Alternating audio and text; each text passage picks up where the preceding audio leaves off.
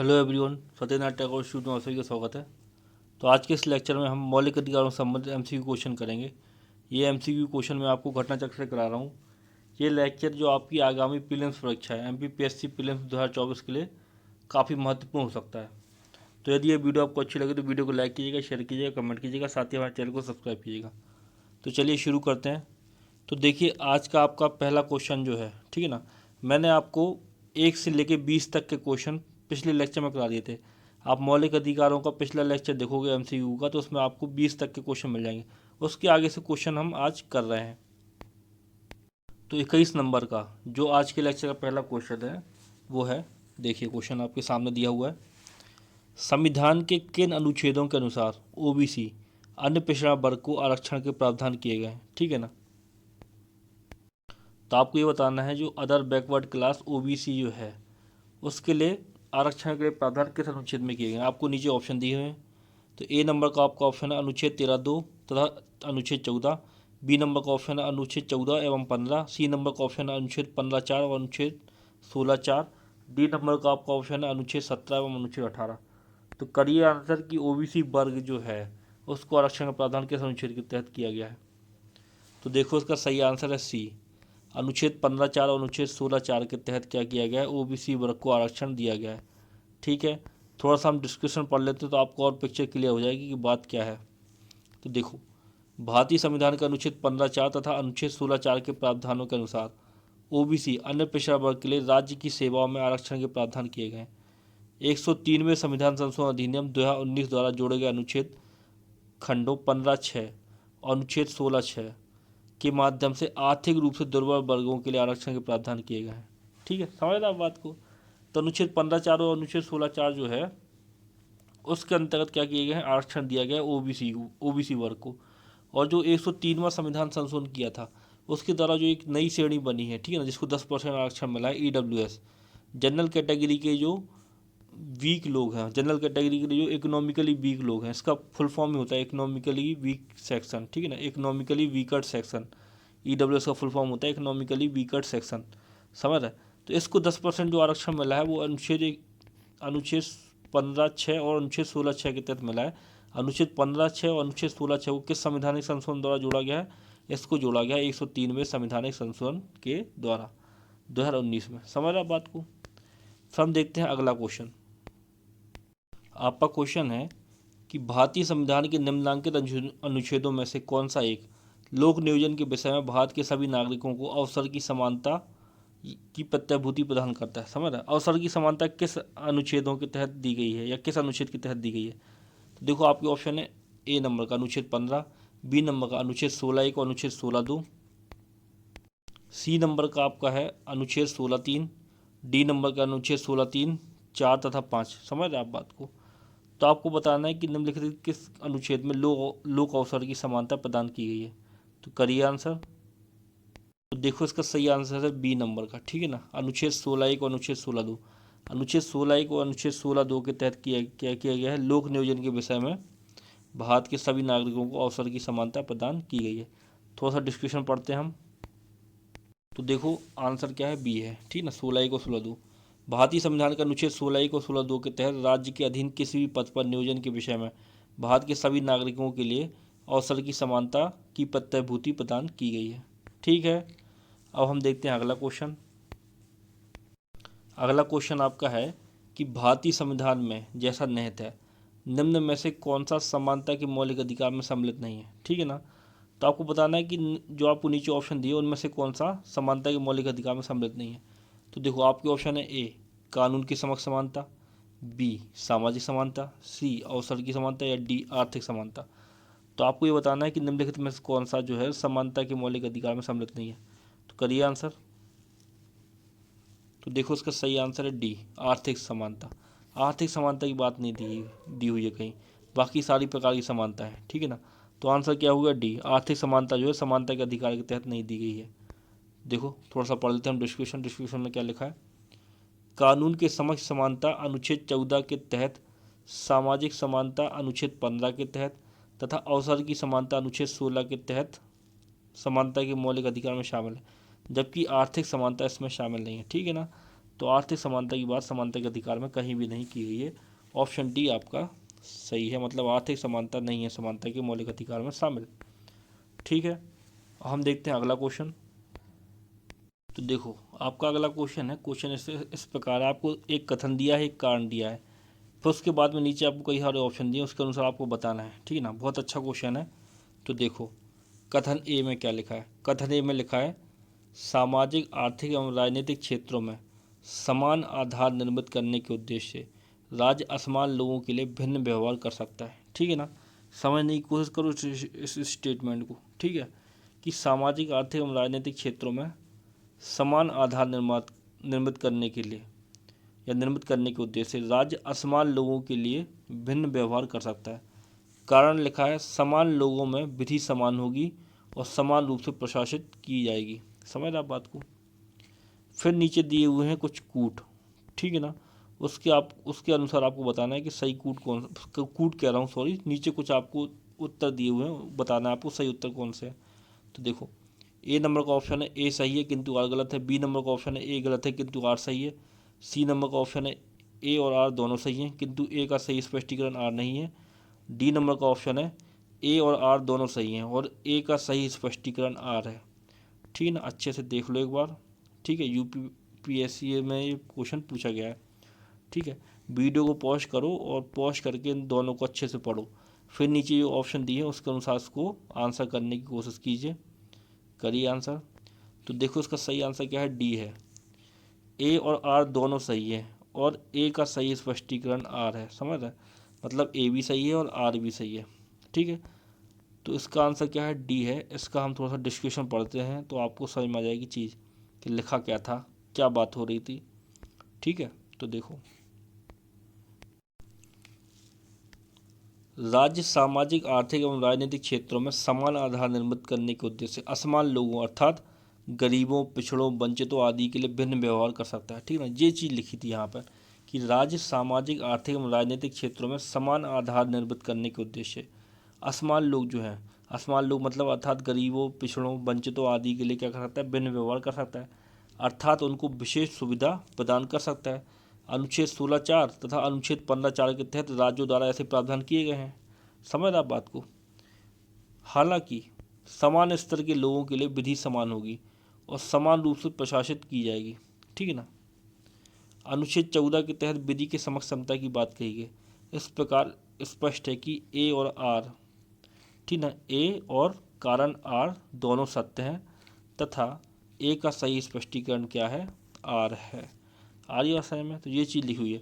अनुच्छेद 14 जो है ना, वो क्या कहता है, विधि के समक्ष समता की बात करता है, मतलब विधियों के समक्ष समान है, सभी लोग समान है। समझ रहे, लेकिन जो विधियों के समक्ष सभी लोग समान है, वो समानता पता है किस प्रकार की है, वो समानता है समानों में समानता। समझ रहे आप, समानों में समानता मतलब समान प्रकार के लोगों में समानता की बात है, मतलब समान प्रकार के लोग विधि के समक्ष समान है। मतलब जैसे कोई आम आदमी हो गया और राष्ट्रपति हो गया। ठीक है, तो राष्ट्रपति को आपको पता है कुछ विशेष अधिकार प्राप्त हैं, डायरेक्ट उसको गिरफ्तार नहीं कर सकते, उसके खिलाफ कोई भी न्यायालय से कोई भी कार्रवाई जारी नहीं की सकती। आम आदमी को क्या ये अधिकार प्राप्त है, समझ रहे ना आप बात को। तो राष्ट्रपति इसके अब बाद हैं विधि की समक्ष समता के। तो समानों में समानता की बात की गई है। संसदीय सदस्य जो होता है, आपको पता है संसद सदस्य जो होते हैं, मेंबर ऑफ पार्लियामेंट होते हैं, उनके कुछ विशेष अधिकार होते हैं। ठीक है, उनको संसद सत्र शुरू होने के पहले गिरफ्तार नहीं कर सकते, बाद में गिरफ्तार नहीं कर सकते। आपने संसदीय विशेष अधिकार में पढ़ा होगा, मैंने आपको पढ़ा है। आप मेरे पॉलिटी के लेक्चर दे सकते हो, आप हमारे चैनल को खोलोगे तो उसमें आप प्लेलिस्ट में जाओगे तो पॉलिटी, इंडियन पॉलिटी के लेक्चर उसमें डले हुए, तो आप उनको देख सकते हो। आपके नए सिलेबस के अनुसार पूरे मैंने कवर कराई है। तो ये था पूरा कारण स्पष्टीकरण। आगे बस हमें तो इस क्वेश्चन को देखना अच्छे से एक बार। ठीक है, फिर हम देखते हैं अगला क्वेश्चन। देखो अगला क्वेश्चन जो है वो है, भारतीय संविधान की प्रस्तावना में प्रयुक्त समाजवाद शब्द को निम्नलिखित किस अनुच्छेद अथवा अनुच्छेदों के साथ मिलाकर पढ़ने से सर्वोच्च न्यायालय को समान कार्य के लिए समान वेतन को मौलिक अधिकार परिभाषित करने की शक्ति प्राप्त हुई है। समझ रहे आप बात को। तो जो मौलिक अधिकार, ठीक है ना, जो समान कार्य के लिए समान वेतन है, उसको मौलिक अधिकार के रूप में परिभाषित करने की शक्ति किस अनुच्छेदों से प्राप्त हुई है। ठीक है ना, बताना है आपको। प्रस्तावना फिर से देख लो क्वेश्चन को। भारतीय संविधान की प्रस्तावना में प्रयुक्त समाजवाद शब्द को, ठीक है, भारतीय संविधान की प्रस्तावना में प्रयुक्त समाजवाद शब्द है उसको किन अनुच्छेदों के साथ मिलाकर पढ़ने से सर्वोच्च न्यायालय को क्या हुआ है, समान कार्य के लिए समान वेतन को मौलिक अधिकार परिभाषित करने की शक्ति प्राप्त हुई। बहुत ही अच्छा क्वेश्चन है ये, ठीक है ना। यूपी पीसीएस में पूछा गया है, ठीक है ना। यूपी पीसीएस में 2 बार आ चुका है ये क्वेश्चन। तो देखो करो आंसर। आपके ऑप्शन है ए अनुच्छेद 14, बी अनुच्छेद 14-15, सी अनुच्छेद 14-15-16 तथा डी अनुच्छेद 14-16। तो करिए आंसर। प्रस्तावना में जो समाजवाद शब्द है उसको किस अनुच्छेद के साथ मिलाकर पढ़ने से जो सुप्रीम कोर्ट है उसको समान कार्य के लिए समान वेतन को मौलिक अधिकार परिभाषित करने की शक्ति प्राप्त हुई है, ठीक है। तो करिए आंसर। तो देखो उसका सही आंसर है डी, अनुच्छेद 14 और 16 को समाजवाद शब्द के साथ मिलाकर पढ़ने से जो सुप्रीम कोर्ट को क्या है, यह शक्ति प्राप्त हुई है कि वह समान कार्य के लिए समान वेतन को मौलिक अधिकार परिभाषित करे। समझ आप बात को। थोड़ा सा डिस्क्रिप्शन पढ़ लेते हैं तो आपको चीज़ें समझ में आ जाएंगी। देखो सर्वोच्च न्यायालय ने रणधीर सिंह बनाम भारत संघवाद 1982 में यह अभिनिर्धारित किया कि अनुच्छेद 14 एवं 16 को संविधान की प्रस्तावना तथा अनुच्छेद 39D के प्रकाश में अर्थान्वित करते हुए समान कार्य के लिए समान वेतन का सिद्धांत इन अनुच्छेदों से निष्कर्षणीय है तथा इसको संगत वर्गीकरण अथवा असंगत वर्गीकरण पर आधारित असमान वेतनमानों के मामले में उचित ढंग से लागू किया जा सकता है। समझ आप। तो डिस्कशन से भी क्लियर नहीं हो रही होगी चीज़, ठीक है। कुल मिला के कहने का मतलब ये है जो आपका समाजवाद शब्द है, ठीक है ना, प्रस्तावना में जो समाजवाद शब्द जो दिया हुआ है उसको जब अनुच्छेद 14 और अनुच्छेद 15 अनुच्छेद 14 और अनुच्छेद 16 के साथ मिलाकर आप पढ़ोगे, ठीक है, तो फिर क्या हुआ, सुप्रीम कोर्ट ने अब अनुच्छेद 14 और अनुच्छेद 16 के साथ मिलाकर उसको पढ़ा तो उनको ये शक्ति प्राप्त हुई कि वो समान कार्य के लिए समान वेतन है उसको मौलिक अधिकार परिभाषित कर सकें। इतनी सी बातें याद रख लेना, ठीक है। आगे क्वेश्चन में अब हम देखते हैं अगला क्वेश्चन। अनुच्छेद 14 में क्या है, अनुच्छेद 14 में विधि की समता, विधियों का समान संरक्षण।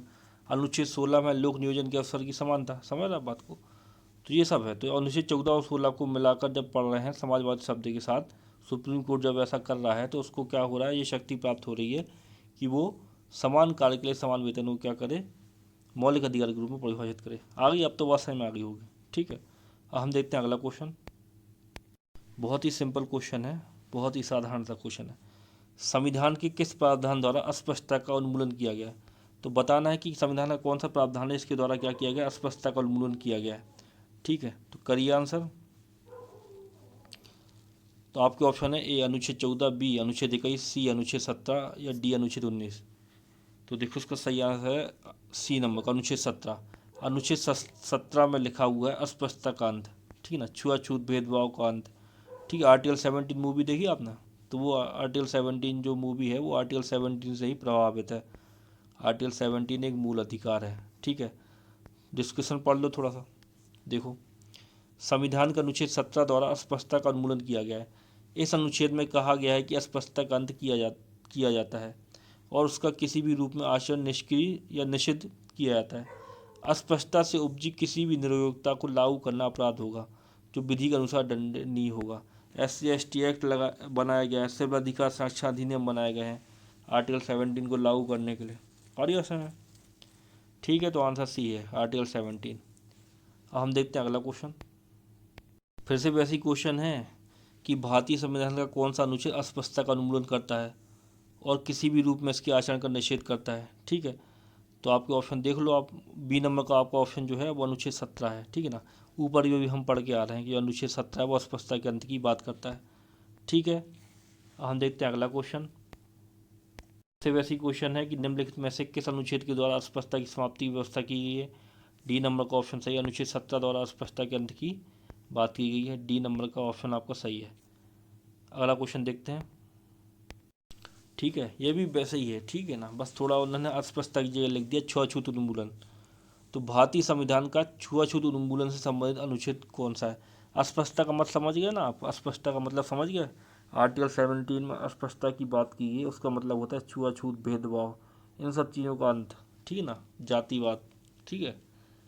तो आर्टिकल 17 में छुआछूत उन्मूलन से संबंधित अनुच्छेद है ये आर्टिकल 17। बी नंबर का ऑप्शन क्या है इसका सही है, ठीक है। अब हम देखते हैं अगला क्वेश्चन। अब ये क्वेश्चन थोड़ा सा देख लो, क्योंकि ये क्वेश्चन डायरेक्ट सीधा नहीं पूछा गया, इसकी भाषा पढ़ लो, ऐसे क्वेश्चन आते हैं एमपीपीएससी में आए ये क्वेश्चन। ठीक है, तो देखो, अनुसूचित जाति तथा अनुसूचित जनजाति को किस अनुच्छेद के अंतर्गत मौलिक सामाजिक आर्थिक राजनीतिक तथा सांस्कृतिक अधिकार दिए गए हैं। ठीक है ना, तो अनुसूचित जाति तथा अनुसूचित जनजाति को किस अनुच्छेद के अंतर्गत मौलिक सामाजिक आर्थिक राजनीतिक तथा सांस्कृतिक अधिकार दिए गए हैं। तो आपके ऑप्शन है ए अनुच्छेद 20, बी अनुच्छेद 19, सी अनुच्छेद 18 या डी अनुच्छेद 17। तो करो आंसर। एमपीपीएससी प्री 2015 में एक क्वेश्चन पूछा गया है, तो इसका सही आंसर देखो आर्टिकल 17 है। ठीक है ना, आर्टिकल 17 अस्पष्टता का अंत कर रहा है, और जो अस्पष्टता या छुआछूत या भेदभाव था वो किसके साथ होता था, वो अनुसूचित जाति, शेड्यूल कास्ट और शेड्यूल ट्राइब के साथ होता था हमारे देश में। ठीक है ना, उनके साथ बहुत ज़्यादा होता था, तो उसका अंत करने के लिए अनुच्छेद 17 है। ठीक है, डी नंबर का ऑप्शन सही है। देखो अब इसमें क्या है, देखो देखते हैं हम, डिस्कशन पढ़ लेते हैं, थोड़ा नॉलेज ही बढ़ती है हमारी। देखो, भारतीय संविधान के भाग 3 में वर्णित मौलिक अधिकार के तहत अनुच्छेद 17 के अंतर्गत अस्पष्टता का अंत और उसका किसी भी रूप में आचरण निषेध घोषित किया गया है। ठीक है ना, तो भारतीय संविधान के भाग 3 में क्या है, मौलिक अधिकार वर्णित है। उस मौलिक अधिकार में अनुच्छेद 17 है जो अस्पष्टता के अंत की बात कर रहा है। ठीक है, साथ ही अस्पष्टता से उपजी किसी निरयोग्यता को लागू करना विधि के अनुसार दंडनीय अपराध माना गया है। ठीक है ना, यदि अस्पष्टता से संबंधित आप कोई भी बात किसी के साथ करते हैं या कोई भी निरयोग्यता आप उस पर थोपते हैं। निरयोग्यता का मतलब हुआ, जैसे अस्पष्टता का एक प्रकार है, आप कुएं से किसी को पानी पीने से रोक दो, या कुएं से आप पानी लेने से रोक दो किसी को। ठीक है ना, तो ये क्या होगी, एक निरयोग्यता होगी, जिसका कारण क्या है, अस्पष्टता है, जिसका कारण क्या है, जातिवाद है। आपने उसकी छोटी जाति, जैसे तथाकथित, जैसा कि बोला जाता है कि छोटी जाति ऊंची जाति, ऐसा बोला जाता है हमारे देश में। ठीक है, ऐसा तो कुछ होता नहीं, सभी इंसान हैं। तो यदि आपने किसी व्यक्ति को कुएं से पानी पीने से मना कर दिया केवल अस्पष्टता के कारण, तो वो क्या होगी, वो अस्पष्टता से जन्मी निरयोग्यता होगी। आ रही बात है में? ठीक है, तो देखो, साथ ही अस्पष्टता से उपजी किसी निरयोग्यता को लागू करना विधि के अनुसार दंडनीय अपराध माना गया है। ठीक है, अनुच्छेद 17 समता के मौलिक अधिकार से संबंधित है। ठीक है ना, अस्पष्टता के निषेध से अछूत समझे जाने वाले व्यक्तियों, विशेषकर अनुसूचित जाति व अनुसूचित जनजाति को एक मौलिक सामाजिक आर्थिक राजनीतिक तथा सांस्कृतिक अधिकार दिया गया है। आगे भाषा में डिस्कशन में पूरी बात क्लियर हो गई होगी। अब हम देखते हैं अगला क्वेश्चन। तो देखो अगला क्वेश्चन है, निम्नलिखित मूल अधिकारों के किस संवर्ग में अस्पष्टता के रूप में किए गए विभेदन के विरुद्ध संरक्षण समाविष्ट है। ठीक है ना, तो आपके ऑप्शन है ए शोषण के अधिकार में, बी स्वतंत्रता के अधिकार में, सी संवैधानिक उपचारों के अधिकार में, या डी समता के अधिकार में। ठीक है, क्वेश्चन को फिर से घुमा घुमा के वो पूछ रहा है। पहले पूछ रहे थे कि आर्टिकल 17 में क्या लिखा है, फिर उन्होंने अस्पष्टता वर्ड को चेंज कर दिया। ठीक है ना, फिर उन्होंने क्या किया कि उन्होंने बता दिया कि अस्पष्टता के रूप में जो वो आपको मिला है, संरक्षण मिला है आर्टिकल 17 के तहत, वो मौलिक अधिकारों के किस ग्रुप में, मौलिक अधिकारों के 6 ग्रुप हैं। ठीक है ना, शोषण के विरुद्ध अधिकार होगा, धार्मिक स्वतंत्रता का अधिकार होगा, स्वतंत्रता का अधिकार होगा, समता का अधिकार होगा। तो आर्टिकल 17 जो है, या अस्पष्टता के रूप में किए गए विभेदन के विरुद्ध संरक्षण जो है, वो मौलिक अधिकारों के किस ग्रुप से संबंधित है, तो वो आपको बताना है। तो करो आंसर। तो देखो उसका सही आंसर है क्या, डी नंबर का। ठीक है ना, समता के अधिकार के तहत क्या है, आर्टिकल 17 है। आगे आशा में आईएएस में पूछा गया एक क्वेश्चन, आईएएस प्री 2020 में एक क्वेश्चन पूछा गया है। ठीक है, अब हम आगे बढ़ते हैं। देखो आपका अगला क्वेश्चन है, ठीक है, भारत में अस्पष्टता का निवारण निम्न में से किन उपायों द्वारा किया जा सकता है। नीचे आपको कुछ उपाय दिए हुए हैं, आपको बताना है कि निम्न में से किन उपायों के द्वारा क्या किया जाता है, अस्पष्टता का निवारण किया जाता है, मतलब अस्पष्टता को समाप्त किया जाता है। मौलिक अधिकार से संबंधित क्वेश्चन है, लेकिन डायरेक्टली मौलिक अधिकार का ना कोई आर्टिकल पूछा गया ना कुछ पूछा गया, एक जनरल सी कॉमन सेंस वाली बात आपसे पूछी गई है। ठीक है, फिर आपको नीचे कुछ कूट दी है, तो आपको बताना है कि कौन कौन से उपाय सही है, ए नंबर का कूट सही है कि बी नंबर का कूट सही है, सी नंबर का कूट सही है कि डी नंबर का कूट सही है, ये आपको बताना है। तो आपका क्वेश्चन क्या है कि भारत में अस्पष्टता का निवारण निम्न में से किन उपायों द्वारा किया जा सकता है। ठीक है, नीचे कुछ उपाय दिए आपको बताना है। तो देखो, कानून बना करके अस्पष्टता का अंत किया जाता है, बिल्कुल किया जाता है। SC/ST एक्ट बनाया, सिविल अधिकार संरक्षण अधिनियम बनाया। शिक्षा की उन्नति द्वारा किया जाता है, बिल्कुल किया जाता है अस्पष्टता का अंत शिक्षा की उन्नति द्वारा। जब लोग शिक्षित होंगे तो वो इन सब चीज़ों को समझेंगे कि भाई जाति बंधन कुछ नहीं होता है, छोटी जाति बड़ी जाति ऐसा कुछ होता ही नहीं है, सब इंसान है। जन जागरण द्वारा हो सकता है क्या अस्पष्टीकरण? बिल्कुल हो सकता है, जब लोगों की भी जागरूकता आप फैलाओगे, ठीक है ना, आपको बताओगे कि सभी समान है, ठीक है, सभी को समानता का अधिकार है, तो उससे क्या होगा, अस्पष्टता कम होगी। और कानून का डर भी रहता है, तो ये वाली बात तो सही हो रही। नौकरियों में प्रवेश दिलाकर, यदि आप किसी व्यक्ति को नौकरी में प्रवेश दिलाते हो, ठीक है ना, जिससे क्या है अस्पष्टता कर रहे हैं लोग, जिससे छुआछूत मान रहे हैं, तो यह क्या क्या नौकरी में प्रवेश दिलाना क्या एक उपाय हो सकता है अस्पष्टता को अंत करने का? नहीं हो सकता। समझ? तो चौथा वाला गलत हो रहा। तो अब आपके कूट दिए हैं, तो आपको आपके एक दो तीन सही हो रहे हैं, तो आपको बताना कौन सा सही है। तो देखो ए नंबर का सही है, 1 2 3 सही है, ठीक है ना। तो देखो ए नंबर का ऑप्शन सही है। थोड़ा सा डिस्क्रिप्शन पढ़ते हैं और पिक्चर आपको क्लियर हो जाएगी। तो देखो, भारत में अस्पष्टता का निवारण कानून बनाकर शिक्षा की उन्नति द्वारा एवं जन जागरण द्वारा किया जा सकता है, जन जागरण द्वारा किया जा सकता है। संविधान का अनुच्छेद 17 अस्पष्टता के अंत का प्रावधान करता है। संसद ने सिविल अधिकार संरक्षण अधिनियम 1955 के द्वारा अस्पष्टता को दंडनीय अपराध घोषित किया। मैंने आपको बताया था ना, अस्पष्टता को समाप्त करने के लिए सिविल अधिकार संरक्षण अधिनियम 1955 लाया गया था। ठीक है, अब हम देखते हैं अगला क्वेश्चन।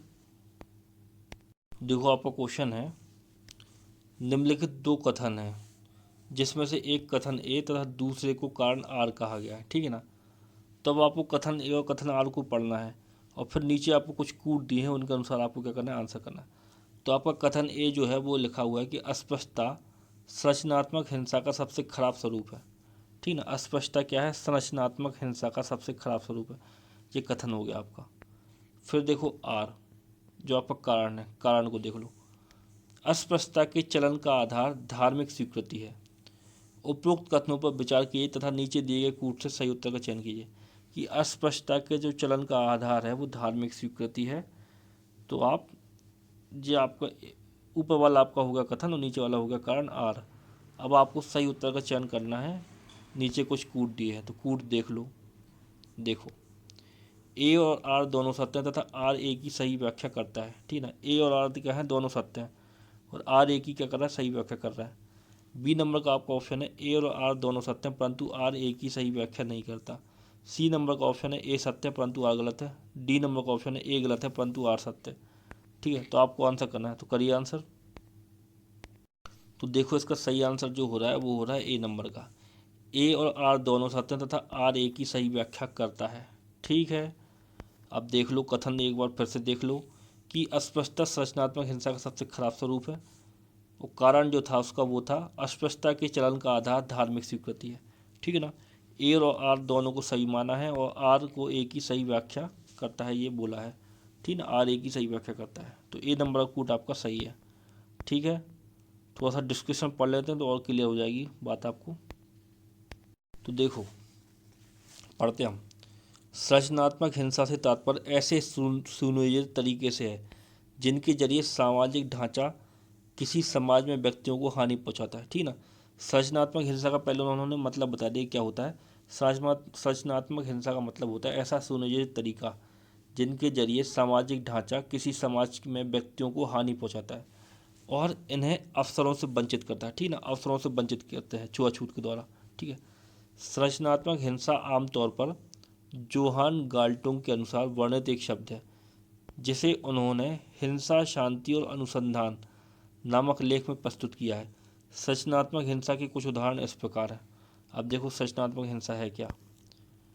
प्रजातिवाद, ठीक है, नस्लवाद, कामुकता, वर्गीकरण, अस्पष्टता, इन सबको क्या माना गया, संरचनात्मक हिंसा माना गया, ठीक है। फिर देखो आगे, अस्पष्टता जिसे आम बोल चाल में छुआछूत भी कहा जाता है जाति व्यवस्था के एक अत्यंत घृणित पहलू है जो धार्मिक एवं कर्मकांडी दृष्टि से शुद्धता एवं अशुद्धता के पैमाने पर सबसे नीची माने जाने वाली जातियों के सदस्यों के विरुद्ध अत्यंत कठोर सामाजिक दंडों का क्या करता है, विधान करता है। और अस्पष्टता को इसी कारण धार्मिक स्वीकृति भी प्राप्त हो जाती है। समझ रहे आप बात को। तो अस्पष्टता का कारण धार्मिक स्वीकृति को माना गया है, ठीक है। डिस्कशन को आप पढ़ लेना एक बार अच्छे से, देख लेना, उसमें सब सारी चीज़ें उन्होंने बता दी कि संरचनात्मक जो है हिंसा होती है वो क्या होता है, ठीक है ना, वो भी उन्होंने बता दिया, ठीक है। किसने इसकी परिभाषा दी है संरचनात्मक हिंसा की वो भी बता दिया, जो जोहान गाल्टुंग थे उन्होंने बताया था संरचनात्मक हिंसा क्या होती है, ठीक है। और साथ ही साथ उन्होंने ये भी बता दिया कि जो आपका कारण आर लिखा था कि धार्मिक स्वीकृति के कारण होता है, वो भी सही है। ठीक है ना बात। तो देखो, तो आपको जो वो था ऑप्शन था वही सही हो रहा है कि देखो कि अतः कथन ए एवं आर दोनों सही है तथा आर ए की सही व्याख्या कर रहा है। आगे ऐसे में अब हम देखते हैं अगला क्वेश्चन। देखो, आपका क्वेश्चन जो है वो लिखा है कि भारतीय संविधान के निम्नलिखित अनुच्छेदों में से कौन भिन्न वर्ग से आता है। ठीक है ना। तो आपको बताना है कि कौन सा भिन्न वर्ग से है। तो आपके ऑप्शन है ए अनुच्छेद 14, बी अनुच्छेद 15, सी अनुच्छेद 16, डी अनुच्छेद 19। तो आपको बताना है कि निम्नलिखित में से कौन सा अनुच्छेद है जो भिन्न वर्ग से आता है। तो देखो, आप अनुच्छेद 14, 15, 16 को देखो। 14 से 18 तक, अनुच्छेद 14 से 18 तक क्या है, अनुच्छेद 14 से 18 तक क्या है, समानता का अधिकार या समता का अधिकार है। आर्टिकल 19 से चालू होते हैं स्वतंत्रता के अधिकार। तो आर्टिकल 19 जो है वो भिन्न वर्ग से आता है, बाकी सारी एक ही वर्ग के हैं। 14, 15, 16 एक ही वर्ग के, तो आंसर क्या होगा, डी होगा। आंसर 19। ठीक है ना। तो इसका आंसर डी है। अब इसमें क्या हुआ, इस प्रश्न में थोड़ा सा विवाद हुआ। अब उस विवाद को नीचे देख लो कि विवाद किस प्रकार से बनते हैं। अब देखो, दिए गए अनुच्छेदों में अनुच्छेद 19 अन्य से भिन्न वर्ग से आता है। ठीक है ना। यह स्वतंत्रता के अधिकार का वर्णन करता है, जबकि अन्य 3 अनुच्छेद जो हैं वो 14, 15, 16 समता के अधिकार का वर्णन करते हैं। ठीक है। अब यदि इस प्रकार से माने तो अनुच्छेद 19 इसका सही आंसर है। डी नंबर का ऑप्शन इसका सही आंसर है कि वो भिन्न वर्ग से है। अब देखो, एक अन्य दृष्टि से देखें, एक अलग सोच से देखें तो अनुच्छेद 15, 16 और 19 केवल नागरिकों के लिए हैं। जो आर्टिकल 15, आर्टिकल 16 और आर्टिकल 19 है वो क्या है, केवल नागरिकों के लिए है। जबकि अनुच्छेद 14 जो है वो सभी के लिए उपलब्ध है। ठीक है ना। विधि की समक्षता एवं विधियों का समान संरक्षण, आर्टिकल 14 जो है वो सभी को उपलब्ध है। ठीक है ना। तो इस दृष्टि से यदि हम देखें तो आर्टिकल 14 हो रहा है इसका आंसर। ठीक है। तो ऐसे क्वेश्चन में क्या करते हैं, जो आयोग होते हैं वो इस क्वेश्चन को डिलीट कर देते हैं आदि ऑप्शन, या फिर 2 ऑप्शन दे देते हैं। हमारे एमपीपीएससी 2 ऑप्शन दे देता है। मान लो ऐसा क्वेश्चन एमपीपीएससी के सामने है कोई विवादित, तो एमपीपीएससी क्या करेगा, 2 ऑप्शन दे देगा। वो कहेगा ए भी सही है ऑप्शन, और वो कहेगा डी भी सही है ऑप्शन। समझ आप बात को, ये है। तो चलो हम देखते हैं अगला क्वेश्चन। आपका क्वेश्चन है, भारतीय संविधान में स्वतंत्रता का अधिकार 4 अनुच्छेदों द्वारा प्रदान किया गया है। जो है स्वतंत्रता के अधिकार किन अनुच्छेदों द्वारा प्रदान किया गया वो आपको बताना है। तो आपके ऑप्शन है ए अनुच्छेद 19 से अनुच्छेद 22 तक, बी आपका ऑप्शन है 16 से अनुच्छेद 19 तक, सी 17 से अनुच्छेद 20 तक, या डी अनुच्छेद 18 से अनुच्छेद 21 तक। तो आपको बताना है कि भारतीय संविधान में स्वतंत्रता का अधिकार किन 4 अनुच्छेदों के तहत दिया गया है। तो देखो, उसका सही आंसर है ए अनुच्छेद 19 से अनुच्छेद 22 तक क्या है, स्वतंत्रता का अधिकार प्रदान किया गया है। तो ए नंबर का सही है। डिस्कशन पढ़ लेते हैं। ठीक है, थोड़ा नॉलेज ही बढ़ती है हमारी। तो देखो, भारतीय संविधान के भाग 3 के तहत अनुच्छेद 19 से 22 तक स्वतंत्रता का अधिकार प्रदान किया गया है। अनुच्छेद 19 में भाषण एवं अभिव्यक्ति की स्वतंत्रता समेत 6 प्रकार की स्वतंत्रता प्रदान की गई। अनुच्छेद 20 में अपराधों के लिए 2 शुद्धि के संबंध में संरक्षण है। अनुच्छेद 21 में प्राण एवं दैहिक स्वतंत्रता का संरक्षण है। अनुच्छेद 21 का के अंतर्गत शिक्षा का अधिकार तथा अनुच्छेद 22 के अंतर्गत कुछ दशाओं में गिरफ्तारी और निवारक निरोध से संरक्षण प्रदान किया गया है। ठीक है, सारे आर्टिकल 19 से 22 तक ये आपके हो गए। ठीक है, ए नंबर का ऑप्शन आपका सही था। तो चलिए देखते हैं अगला क्वेश्चन। आपका क्वेश्चन है कि भारतीय संविधान के किस अनुच्छेद में भाषण एवं अभिव्यक्ति की स्वतंत्रता मूल अधिकार का प्रावधान है। ठीक है ना। भाषण एवं अभिव्यक्ति की स्वतंत्रता के मूल अधिकार का प्रावधान किस अनुच्छेद में। आपके ऑप्शन है ए अनुच्छेद 14 में, बी अनुच्छेद 19 में, सी अनुच्छेद 21 में, डी अनुच्छेद 22 में। तो करिए आंसर। भाषण एवं अभिव्यक्ति की स्वतंत्रता किस अनुच्छेद में दी गई है। भाषण एवं अभिव्यक्ति को वाक एवं अभिव्यक्ति की स्वतंत्रता भी बोल सकते हैं। इसको इंग्लिश में बोलेंगे राइट टू स्पीच। समझ आप। तो देखो, करो आंसर। तो देखो, इसका सही आंसर है बी अनुच्छेद 19। अनुच्छेद 19 में वाक एवं अभिव्यक्ति की स्वतंत्रता दी गई है। आगे वैसे में अब हम देखते हैं अगला क्वेश्चन। अगला क्वेश्चन बहुत ही इंपॉर्टेंट है। ऐसे क्वेश्चन आ सकते हैं, ठीक है ना, ऐसे क्वेश्चन एमपीपीएससी में आ सकते हैं। तो देखो, क्वेश्चन है आपका, भारत के संविधान का निम्नलिखित में से कौन सा अनुच्छेद प्रेस की स्वतंत्रता से संबंधित है। ठीक है। अब प्रेस का मतलब समझ रहे हैं ना, मीडिया की बात हो रही। मीडिया जो हमारे न्यूज़ चैनल हैं, ठीक है ना, उनकी बात हो रही। तो भारत के संविधान का निम्नलिखित में से कौन सा अनुच्छेद प्रेस से संबंधित है। ठीक है। जब मैंने आपको मौलिक अधिकार पढ़ाए थे, आपको यदि मौलिक अधिकार अच्छे से पढ़ दें तो आप मेरे लेक्चर देख सकते हो पॉलिटिकल, उसमें सारे मौलिक अधिकार पढ़ा है। और एक एक मौलिक अधिकार में जितने भी मौलिक अधिकार समय समय पर जुड़ते गए, सुप्रीम कोर्ट के द्वारा जिनको कहा गया कि ये इस अधिकार में और जोड़ लो, इस अधिकार में और जोड़ लो, वो सब मैंने आपको बताया था। तो अभी आप इसका आंसर करो कि प्रेस की स्वतंत्रता किस अनुच्छेद में है।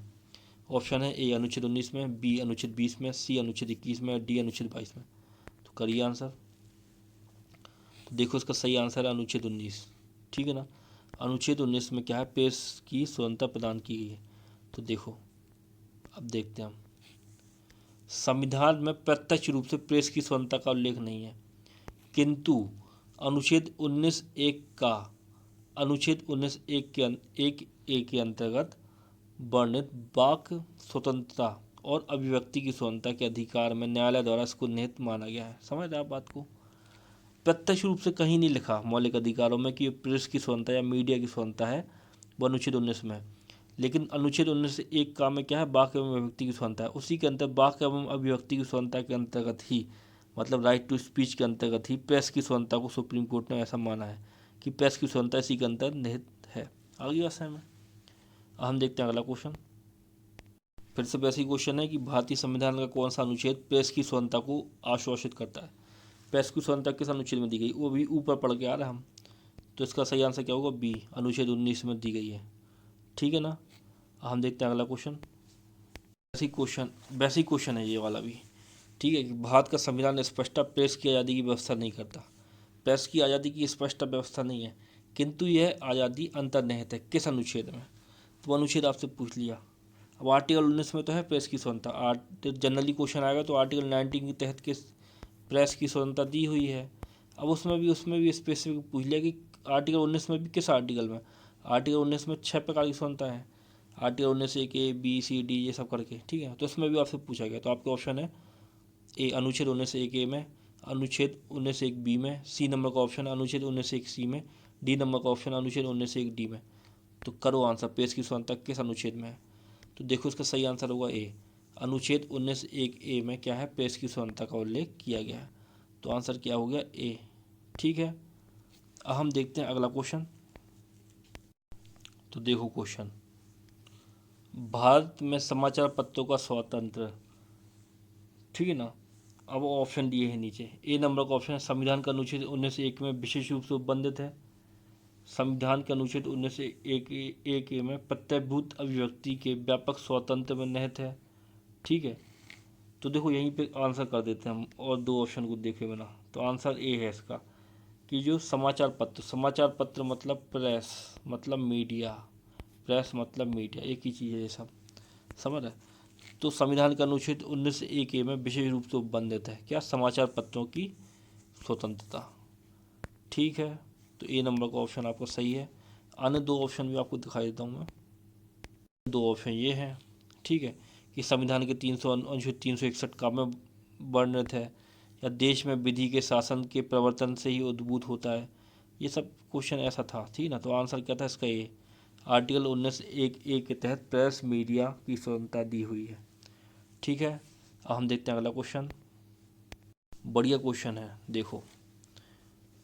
उच्चतम न्यायालय की व्यवस्था के अनुसार निजी भवनों के ऊपर, जो निजी भवन होते हैं प्राइवेट, ठीक है ना, राष्ट्रीय झंडे को फहराना खाली स्थान के तहत हर नागरिक का मौलिक अधिकार है। ठीक है ना, उच्चतम न्यायालय की व्यवस्था के अनुसार निजी भवनों के ऊपर, जो प्राइवेट हाउस होते हैं, जो प्राइवेट आपके क्या कहते हैं बिल्डिंग्स होती हैं, उनके ऊपर राष्ट्रीय झंडे को फहराना, ठीक है ना, खाली स्थान के तहत हर नागरिक का मौलिक अधिकार। तो किस अनुच्छेद के तहत यह मौलिक अधिकार, झंडा फहराना, राष्ट्रीय झंडे को फहराना। तो देखो आपके ऑप्शन है ए संविधान का अनुच्छेद 14, बी संविधान का अनुच्छेद 19(1) A, सी संविधान का अनुच्छेद 21, या डी संविधान का अनुच्छेद 25, या ई उपरोक्त में से कोई नहीं। तो करो आंसर इसका देखो सही आंसर है बी नंबर का, संविधान का अनुच्छेद 19(1) A में ये स्वतंत्रता दी गई है कि निजी भवन पर आप झंडा फहरा सकते हो, राष्ट्रीय झंडा फहरा सकते हो। तो बी नंबर का ऑप्शन सही है 19(1) A। ठीक है, अब देख लो थोड़ा सा आगे डिस्कशन, इसमें आपको और चीज़ें पता चल जाएंगी। नवीन जिंदल बनाम भारत संघ बाद में दी गई उच्चतम न्यायालय की व्यवस्था के अनुसार निजी भवनों के ऊपर राष्ट्रीय झंडे को फहराना अभिव्यक्ति का प्रतीक है। ठीक है ना, जो संविधान के अनुच्छेद 19(1) के तहत हर नागरिक को मौलिक अधिकार है। समझ रहे, झंडा फहराना एक मौलिक अधिकार है अनुच्छेद 19(1) के तहत। और यह किस मामले में सर्वोच्च न्यायालय ने झंडा फहराने का अधिकार को मौलिक अधिकार घोषित किया था, वो मामला था नवीन जिंदल बना भारत संघ बाद। ठीक है, अब हम देखते हैं अगला क्वेश्चन। देखो क्वेश्चन अच्छा क्वेश्चन है ये भी। स्वतंत्रता के अधिकार के भाग के रूप में निम्नलिखित में से कौन सा बिना हथियार के शांतिपूर्ण ढंग से इकट्ठा होने की स्वतंत्रता के अंतर्गत नहीं आता है। ठीक है ना, जो संविधान का आर्टिकल 19 है, आर्टिकल 19 के तहत आपको ये वाला अधिकार दिया है कि बिना हथियार के आप शांतिपूर्वक ढंग से क्या कर सकते हैं, इकट्ठा हो सकते हैं। ठीक है ना, अब वो पूछ रहा है कि निम्नलिखित में से कौन सा, नीचे कुछ ऑप्शन दिए, निम्नलिखित में से कौन सा जो आपको ये अधिकार है बिना हथियार के शांतिपूर्वक ढंग से इकट्ठा होने की स्वतंत्रता, इसके अंतर्गत नहीं आता। तो वो नीचे ऑप्शन दिए हैं, आपको बताना है उन ऑप्शनों में से कौन सा है जो है इसके अंतर्गत नहीं आता। तो आपका ऑप्शन है ए नंबर का घेराव, अवसर जो अपना कर्तव्य नहीं निभाते उनका घेराव। बी शांतिपूर्वक इकट्ठा होना। सी एकत्रित जनता जिनको हथियार नहीं रखना चाहिए। डी इस अधिकार के अभ्यास पर राज्य कानून बनाकर तर्कपूर्ण प्रतिबंध लगा सकता है। ठीक है, तो निम्नलिखित में से, ठीक है ना, फिर से पढ़ लो कि स्वतंत्रता के अधिकार के भाग के रूप में निम्नलिखित में से कौन सा बिना हथियार के शांतिपूर्वक ढंग से इकट्ठा होने की स्वतंत्रता के अंतर्गत नहीं आता है। तो देखो सारी चीज़ें कानून के अंतर्गत हो रही हैं, बी सी डी। देखो शांतिपूर्वक इकट्ठा हो सकते, बिना हथियार के इकट्ठा हो सकते, राज्य इस पर प्रतिबंध लगा सकता है चाहे तो, लेकिन आप अफसर का घेराव नहीं कर सकते। किसी अफसर का घेराव करना जो अपना कर्तव्य नहीं निभा रहा है वो आप नहीं कर सकते इस आर्टिकल के तहत या इस स्वतंत्रता के तहत। तो सही आंसर क्या हो गया, ए नंबर का। ठीक है, डिस्क्रिप्शन पढ़ लो तो और पिक्चर क्लियर हो जाएगी। देखो अनुच्छेद 19 एक खा में शांतिपूर्वक और निरायुध सम्मेलन की स्वतंत्रता है, मतलब हथियार रहित, निरायुध लिखा इसका मतलब है हथियार रहित, ठीक ना, सम्मेलन की स्वतंत्रता है। तो अनुच्छेद 19 एक खा जो है, अनुच्छेद 19 एक खा को आप अनुच्छेद 19 एक बी भी लिख सकते हो, शांतिपूर्वक और निरायुध सम्मेलन की स्वतंत्रता के अधिकार को उल्लेख है। साथ ही अनुच्छेद 19 3 में शांतिपूर्ण व निरायुध सम्मेलन की स्वतंत्रता के अधिकार के प्रयोग पर भारत की प्रभुता और अखंडता या लोक व्यवस्था के हितों को युक्तियुक्त निबंधन अधिरोपित करने वाली विधि बनाने की राज्य को शक्ति दी गई है। ठीक है ना, तो राज्य को शक्ति है कि वो उस पर क्या कर सकते हैं, विधि द्वारा उस पर क्या कर सकते हैं, नियंत्रण कर सकते हैं जो आपकी ये स्वतंत्रता है शांतिपूर्वक हथियार रहित सम्मेलन करने की। तो आपका जो ए नंबर का ऑप्शन था वो ही सही नहीं हो रहा था कि आप घेराव नहीं कर सकते किसी अफसर का, उसको घेर लो, उसको मारने लगो। ठीक है, ठीक है, अब हम देखते हैं अगला क्वेश्चन। देखो आपका क्वेश्चन जो है वो है निम्नलिखित में से किस आधार के कारण नागरिकों की विचार एवं अभिव्यक्ति की स्वतंत्रता पर प्रतिबंध नहीं लगा सकता है। तो आपको बताना है कि कौन सा आधार है जिसमें जिसमें विचार एवं अभिव्यक्ति की स्वतंत्रता पर प्रतिबंध नहीं लगाया जा सकता। ठीक है, तो आपके ऑप्शन है ए भारत की संप्रभुता, बी लोक व्यवस्था, सी न्यायपालिका का अपमान, डी अवांछनीय आलोचना, या ई उपरोक्त सभी। तो देखो उपरोक्त सभी जो दिए है ना, इन सभी आधार पर आप प्रतिबंध लगाया जा सकता है आपकी वाक्य अभिव्यक्ति की स्वतंत्रता पर। ठीक है ना, यदि आपके बोलने से भारत की संप्रभुता पर कोई प्रभाव पड़ रहा है तो उस पर प्रतिबंध लगा सकते हैं। लोक व्यवस्था यदि भंग हो रही है तो प्रतिबंध लगा सकता है। न्यायपालिका अपमान हो रहा है तो प्रतिबंध लगा सकता है। अवांछनीय आलोचना कर रहा है, आप जबरदस्ती के लगे हो, ठीक है ना, भारत को बदनाम करने के लिए, को बदनाम कर रहे हो आप, ठीक है, तो आप पर क्या कर सकते हैं, प्रतिबंध लगा सकते हैं। समझ आप बात को। ठीक है, क्वेश्चन है कि नहीं लगाया जा सकता किन आधार पर। तो देखो इस आधार पर तो लगेगा आपके ऊपर ए नंबर पर, बी नंबर पे भी लगेगा आपके ऊपर, सी नंबर पे भी आप पर लग सकता है। अवांछनीय आलोचना करते हो तो आप पर प्रतिबंध नहीं लगा सकते, आलोचना आप कर रहे हैं केवल, ठीक है ना। तो जो आपके अवांछनीय आलोचना है उस पर यदि आप वो कर रहे हो तो आप पर प्रतिबंध नहीं लगा सकते। तो डी नंबर का ऑप्शन सही होगा। समझ रहे आप बात को। तो देखो डी, तो ये आपको कुछ नीचे आधार दिए थे, आपको बताना था कि निम्नलिखित में से किस आधार पर नहीं लगाया जा सकता प्रतिबंध बोलने पर आपके। तो वो आधार था डी नंबर का, अवांछनीय आलोचना पर आप पर प्रतिबंध नहीं लगा सकते। थोड़ा सा डिस्क्रिप्शन पढ़ लेते और बातें क्लियर हो जाएंगी। तो देखो भारतीय संविधान के अनुच्छेद 19(2) के तहत नागरिकों की विचार और अभिव्यक्ति की स्वतंत्रता पर भारत की संप्रभुता व अखंडता, राज्य की सुरक्षा, विदेशी राज्यों से मित्रतापूर्ण संबंधों, लोक व्यवस्था, शिष्टाचार या सदाचार के हितों में अथवा अदालत की अवमानना, मानहानि या किसी अपराध के उद्दीपन के आधार पर युक्तियुक्त प्रतिबंध लगाया सकता है। ठीक है ना, अवांछनीय आलोचना के कारण केवल प्रतिबंध नहीं लगाया सकता, बाकी सब कारणों की वजह से प्रतिबंध लगाया सकता है। हो गई होगी बात क्लियर आपको। ठीक है, हम देखते हैं अगला क्वेश्चन। आपका क्वेश्चन है कि भारतीय गणराज्य के संविधान का कौन सा अनुच्छेद व्यक्ति की प्राण एवं दैहिक स्वतंत्रता के संरक्षण से संबंधित है। ठीक है ना। किस अनुच्छेद में प्राण एवं दैहिक स्वतंत्रता की संरक्षण की बात की गई है? तो आपके ऑप्शन है ए अनुच्छेद 19 में, बी अनुच्छेद 21 में, सी अनुच्छेद 20 में, या डी अनुच्छेद 22 में। तो प्राण एवं दैहिक स्वतंत्रता का अधिकार किस अनुच्छेद के तहत दिया गया है? देखो इसका सही आंसर बी अनुच्छेद 21 के तहत प्राण एवं दैहिक स्वतंत्रता का अधिकार प्रदान किया गया है। ठीक है, डिस्क्रिप्शन पढ़ लो थोड़ा सा। तो देखो, भारतीय गणराज्य के संविधान का अनुच्छेद 21 व्यक्ति की प्राण एवं दैहिक स्वतंत्रता के संरक्षण से संबंधित है। ठीक है ना। Protection of life and personal liberty, समझ रहे आप। इस अनुच्छेद के अनुसार किसी व्यक्ति को उसके प्राण या दैहिक स्वतंत्रता से विधि द्वारा स्थापित प्रक्रिया के अनुसार ही वंचित किया जाएगा, अन्यथा नहीं।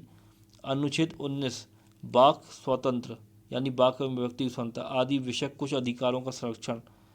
अनुच्छेद 20 अपराधों के लिए दोषसिद्धि के संबंध में संरक्षण। और अनुच्छेद 22 कुछ दशाओं में गिरफ्तारी और निराधार रूप से संरक्षण से बात करता है ये। तो आर्टिकल 21 के बारे में उन्होंने बता दिया, फिर बाद में आर्टिकल 19 को डिफाइन कर दिया कि आर्टिकल 19 में क्या है, आर्टिकल 20 में क्या है, आर्टिकल 22 में क्या है। इन सब चीज़ों को बता दिया उन्होंने डिस्कशन में। ठीक है ना। देखो नीचे वाली से में नहीं आई होगी बात। आर्टिकल 19 में क्या है, वाक एवं अभिव्यक्ति की स्वतंत्रता है। अनुच्छेद 20 में क्या है, अपराधों के लिए दोषसिद्धि के संबंध में संरक्षण है। अनुच्छेद 22 में क्या है, कुछ दशाओं में गिरफ्तारी और निवारक निरोध जो है उससे संरक्षण है। ठीक है। वो आर्टिकल 21 जो है उसमें प्राण एवं दैहिक स्वतंत्रता का अधिकार है। तो इसका सही आंसर क्या था? आर्टिकल 21 बी नंबर का। आगे बस है में। अब हम देखते हैं अगला क्वेश्चन। देखो, भारतीय संविधान के किस अनुच्छेद में विधि की सम्यक प्रक्रिया के सिद्धांत को शामिल किया गया है? ठीक है। तो आपके ऑप्शन है ए 11, बी 16, सी 21, डी 26। काफ़ी अच्छा क्वेश्चन है, लेकिन ऐसी चीज़ों का हमें पता नहीं रहता। अब देखो, जब आपको डिस्क्रिप्शन पढ़ाऊंगा तब आपको समझ में आएगी बात। तो भारतीय संविधान के किस अनुच्छेद में विधि की सम्यक प्रक्रिया के सिद्धांत को शामिल किया गया है? तो करो आंसर। इसका सही आंसर आर्टिकल 21। आर्टिकल 21 में विधि की सम्यक प्रक्रिया को शामिल किया गया या विधि की सम्यक प्रक्रिया के सिद्धांत को शामिल किया गया। आंसर सी है। डिस्क्रिप्शन पढ़ लो तो क्लियर हो जाएगी बात, क्या की बात हो रही थी। तो देखो, अनुच्छेद 21 में प्रयुक्त विधि द्वारा स्थापित प्रक्रिया पदावली को, जो अनुच्छेद 21 में वर्णित विधि द्वारा स्थापित प्रक्रिया जो लिखा हुआ है ना, उसको उसी अर्थ में प्रयुक्त किया गया है जिस अर्थ में अमेरिकन संविधान में सम्यक विधि प्रक्रिया शब्दावली का प्रयोग किया गया है। ठीक है ना। तो विधि द्वारा स्थापित प्रक्रिया शब्दावली जो है उसको उसी अर्थ में प्रयुक्त किया गया जिस अर्थ में अमेरिकन संविधान में सम्यक विधि प्रक्रिया शब्दावली का प्रयोग किया गया। ठीक है। तो आर्टिकल 21 तो ये इस प्रकार से हो रही। कभी भी क्वेश्चन आ जाए कि सम्यक विधि प्रक्रिया किस अनुच्छेद में दी हुई है, तो आर्टिकल 21 में दी हुई है, क्योंकि अमेरिका के संविधान में ये लिखा हुआ है सम्यक विधि प्रक्रिया, और वैसी प्रक्रिया जो है विधि द्वारा स्थापित प्रक्रिया है जो आर्टिकल 21 में दी हुई है। आगे व्यवसाय में हम देखते हैं अगला क्वेश्चन। अगला क्वेश्चन भी बहुत इंपॉर्टेंट क्वेश्चन है, ऐसे क्वेश्चन MPPSC में आ सकते हैं। ठीक है। तो देखो, भारतीय संविधान का कौन सा अनुच्छेद व्यक्ति के विदेश यात्रा के अधिकार को संरक्षण प्रदान करता है?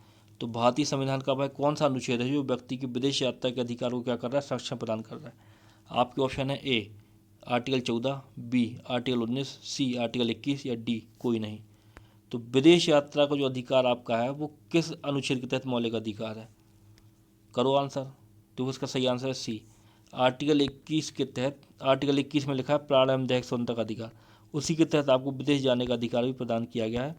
थोड़ा सा देख लो डिस्क्रिप्शन तो पता चल जाएगा। सतवंत सिंह बनाम असिस्टेंट पासपोर्ट ऑफिसर नई दिल्ली, ठीक है ना, तथा मेनका गांधी बनाम भारत संघ मामला 1978 के मामले में यह अभिनिर्धारित किया गया कि अनुच्छेद 21 में प्रयुक्त प्राण एवं दैहिक स्वतंत्रता शब्दावली से संचरण का अर्थात इच्छानुसार कभी भी तथा कहीं भी जाने का अधिकार आता है, जिसमें विदेश भ्रमण की भी शामिल है। तो मतलब आपको विदेश जाने का, विदेश यात्रा करने का जो अधिकार है वो आर्टिकल 21 के तहत आपको प्रदान किया गया है। ठीक है। किस बाद में यह निर्णय लिया सुप्रीम कोर्ट ने? सतवंत सिंह बनाम असिस्टेंट पासपोर्ट ऑफिसर नई दिल्ली बाद और मेनका गांधी बनाम भारत संघ बाद में जो विदेश जाने का अधिकार है वो आर्टिकल 21 के तहत मौलिक अधिकार घोषित किया गया है। आगे का समय में हम देखते हैं अगला क्वेश्चन। आपका क्वेश्चन है, अच्छा क्वेश्चन है ये भी, कि निम्नलिखित में से किन्हें सर्वोच्च न्यायालय ने मौलिक अधिकार के रूप में मान्यता दी है? तो आपको बताना है कि निम्नलिखित में से किसको मौलिक अधिकार के रूप में मान्यता दी गई है। आपका ऑप्शन है एक नंबर का ऑप्शन है आवास का अधिकार, बी नंबर को दूसरे नंबर का ऑप्शन है विदेश यात्रा का अधिकार, तीसरे नंबर का ऑप्शन है समान कार्य के लिए समान वेतन का अधिकार। तो आपको बताना है कि निम्नलिखित में से किस अधिकार को मौलिक अधिकार के रूप में घोषित किया है सर्वोच्च न्यायालय ने। ठीक है, नीचे कुछ कूट दिए गए हैं आपको, उन कूटों के अनुसार आपको क्या करना है, आंसर करना है। तो करो आंसर। तो देखो, आवास का अधिकार, विदेश यात्रा का अधिकार और समान कार्य के लिए समान वेतन का अधिकार, इन तीनों को मौलिक अधिकार घोषित किया गया है। तो एक, दो और तीन, तीनों सही हैं। तो डी नंबर का जो आपका कूट है वो सही हो रहा, एक, दो तथा तीन सही है। ठीक है ना, डिस्कशन पढ़ लें हम। देखो,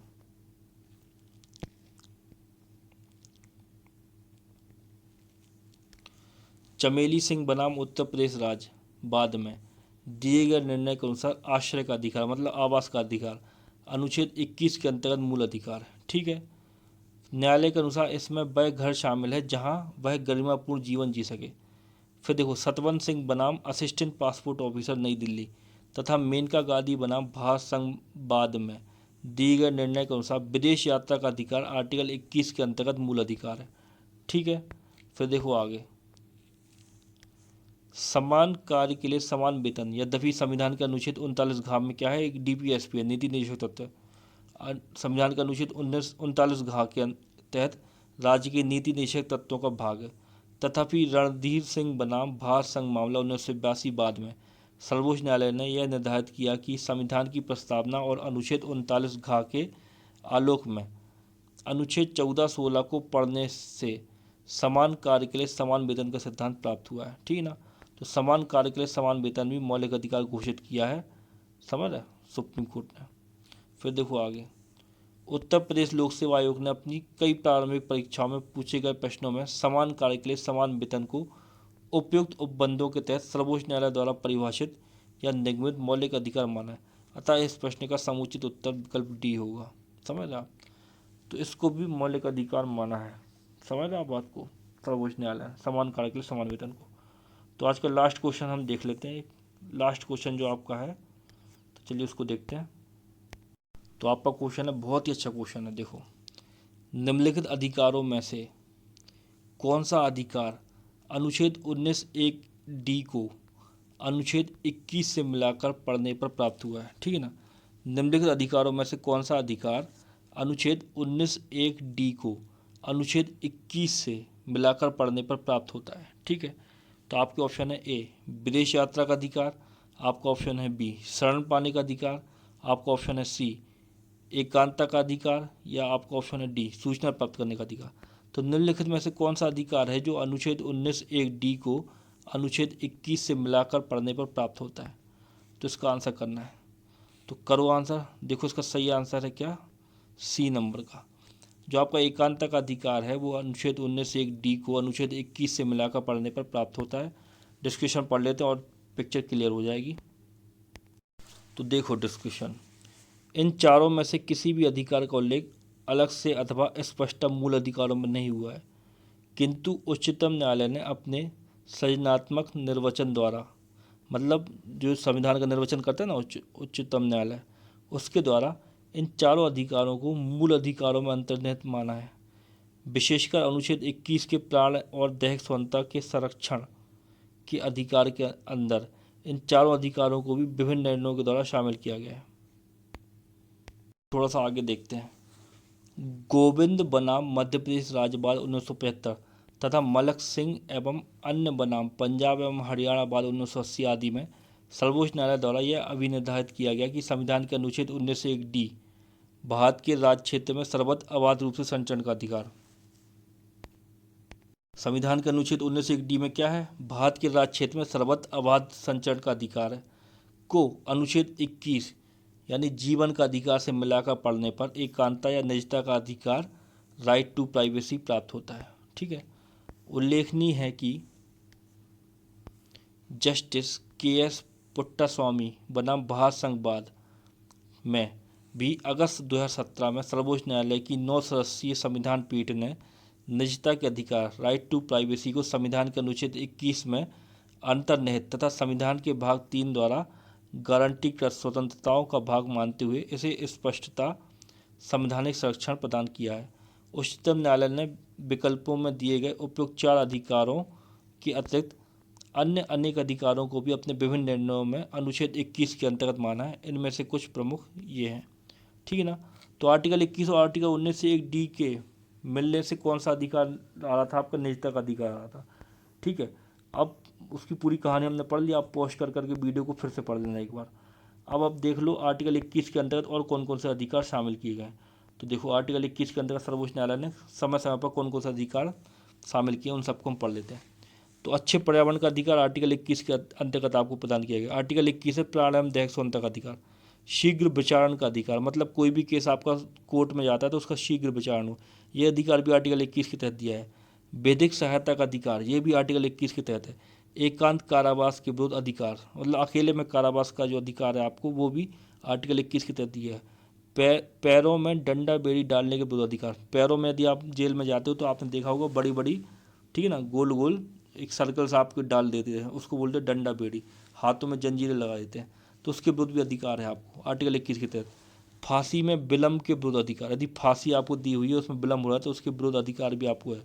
अभिरक्षा में हिंसा के विरुद्ध अधिकार, यदि आपको कोई मारने के लिए आता है और आप उससे के साथ हिंसा करते हो तो उसके विरुद्ध अधिकार भी आपको आर्टिकल 21 के तहत दिया गया है, ठीक है। फिर देखो पीने योग्य शुद्ध जल का अधिकार, पीने योग्य शुद्ध जल का अधिकार भी आर्टिकल 21 के तहत आपको मिला है। आर्टिकल 21 प्रारंभ दैहिक स्वतंत्रता का अधिकार है, ठीक है। अच्छी सड़कों का अधिकार, ये भी आर्टिकल 21 के तहत आपको प्रदान किया गया। प्रतिष्ठा का अधिकार, आपकी प्रतिष्ठा बनी रहे, वो भी आर्टिकल 21 के तहत आपको दिया गया है, ठीक है ना। एक चिकित्सीय एक चिकित्सक द्वारा घायल को चिकित्सीय सहायता दी जाएगी, ये अधिकार भी आर्टिकल 21 के तहत आपको प्रदान किया गया। ये भी प्रारंभ दैहिक स्वतंत्रता के अधिकार के अंतर्गत आ रहा है, मतलब एक चिकित्सक द्वारा घायल को चिकित्सीय सहायता प्रदान की जाएगी, ये भी आर्टिकल 21 के तहत आ रहा है। फिर देखो अगला, कार्यस्थल पर महिलाओं को लैंगिक उत्पीड़न के विरुद्ध अधिकार, यदि महिला को महिला होने पर उत्पीड़ित किया जाता है कार्यस्थल पर, ठीक है ना, तो उसके विरुद्ध अधिकार भी उसको आर्टिकल 21 के तहत मिला है। तो इन सारे अधिकारों को पढ़ लेना, जब मैंने आपको मौलिक अधिकार पढ़ाए थे तो मैंने आर्टिकल 21 के तहत ये सारे अधिकार आपको पढ़ाए थे, ठीक है ना। तो इन सारे अधिकारों को देख लेना, ये सारे अधिकार जो लिखे हैं ना, ये लिखे ना पूरे अधिकार, ये पूरे अधिकार आर्टिकल 21 में सम्मिलित है। आगे आशय में थोड़ा सा इसको आप क्या करना, इसको आप और अच्छे से एक बार पढ़ लेना, ठीक है। ना समझ में आए तो मेरे को कमेंट करना, इन सारी चीज़ों को एक बार अच्छे से देख लेना, ठीक है। तो ये आज के लेक्चर का लास्ट क्वेश्चन था, इसके आगे क्वेश्चन हम अगले लेक्चर में करेंगे। तो आज के लेक्चर का यही अंत करते हैं, कल फिर मिलेंगे नए लेक्चर के साथ में। धन्यवाद।